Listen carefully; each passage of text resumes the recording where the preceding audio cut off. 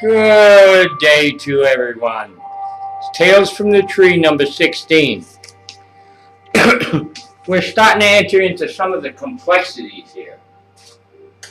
I didn't put the whole tree. Hopefully by this time you know what it looks like. You know, Geburah, Geburah, and Gedulah. Some people call it Chesed. I prefer Gedulah. See, one of the problems is, not only do we have three people now, and we got three people. We got Cain up here with Adam and Eve. You know, but you know, on the tree, if you look at it carefully, this is like, you know, an expression of force or victory or something, but it's a Kether expression. It's not your expression. Just like over here in Gedulah, you know, it's like God's concept of mercy. See, so it gets a little rough. I mean, like, you know, when you start dealing with God concepts. See? And the pathway here is the Hermit. You know, this is a difficult one to get a hold of. If you can get a hold of this one, the rest of them will get pretty easy, because on the next one we'll be going up and we'll be passing through the abyss. So it's important to catch a hold of this. See, the Hermit, you know, it's a rather difficult concept. People have a difficult time with this. And that's because of human insecurities and egos and stuff. The Hermit, you know, you see him, he's the guy walking out there holding a lantern, see?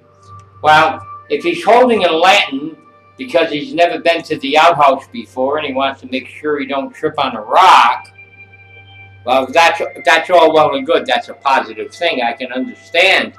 And we can all understand why someone would not want to trip over the rock. Of course, we all trip over rocks occasionally. But if he's holding the lantern for security, if he's holding the lantern for that protection, you see, it becomes so oxymoronical because, you know, all of a sudden he can be seen from a quarter of a mile away. And yet he can't see what's out there. When you're standing in the light, that you are holding, I'm not talking the light of God, I'm not talking the light of consciousness. When you're standing in the light that you are holding out of insecurity or fear, it does not protect you. It makes you more vulnerable, because anything that may be wanting to bother you out here can see you and you cannot see it. So when you're going from this concept, God concept of force or victory, to the God concept of mercy. See, it's not your concept of mercy. It's not your concept of mercy. Kabbalah was written in a monotheistic fashion. You know, Adonai, Yahweh, they were both your benefactor and punisher. It was a monotheistic thing. So don't take the concept of victory or force as an inclusive part of the feminine path. The feminine path, Binah, right here, or the passive path. Do not take that. You could actually controvert these two and put the human concept of mercy over here and the human concept of, do you see what I mean? You could actually put the aggressor on the active and the mercy is a passive on the passive. Now, we've got three people here. We've got Adam and Eve. They're doing fine. They have a child now. This is the first human. This is the key.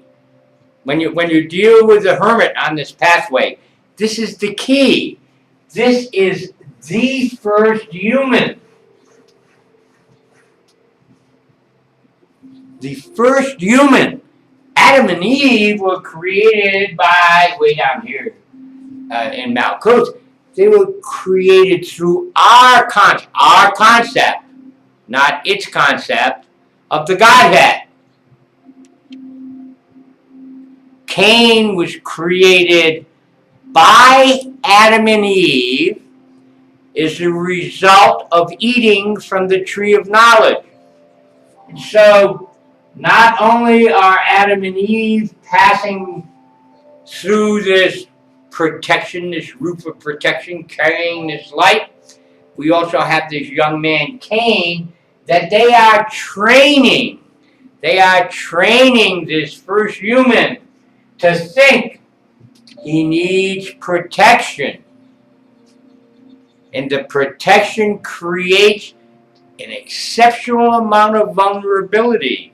We're in a place, we're not in the Garden of Eden now, we're trying to get back there, but we're not there.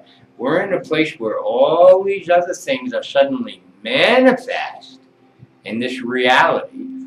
Some of them might be threatening.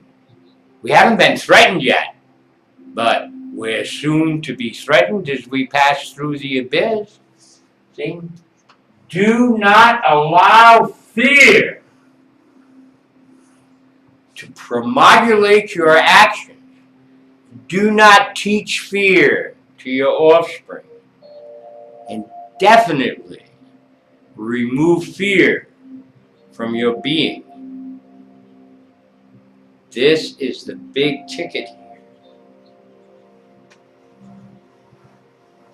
God's force and victory, God's mercy, and the need for protection. If you need protection from God, you need to go back to the beginning and redo this entire thing up to this one here. From here on, we must proceed without fear. You can use the light to see the rocks and sticks and stones and little potholes on the way to the outhouse. But don't bullshit yourself. If you go there 4 or 5 times a day, you don't need the light. And then nothing out there can see you. See, that's real protection. Real protection comes from the lack of fear.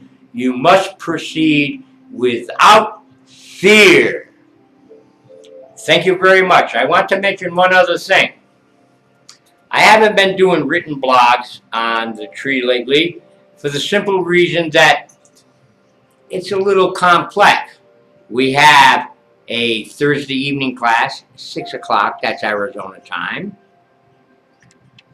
Saturday open house class, that's at 1 o'clock, Arizona time. And Sunday at 7 o'clock in the morning, Arizona time. Aggie has put up conversion tables on the blog. If you really want to do this, that's where you got to come.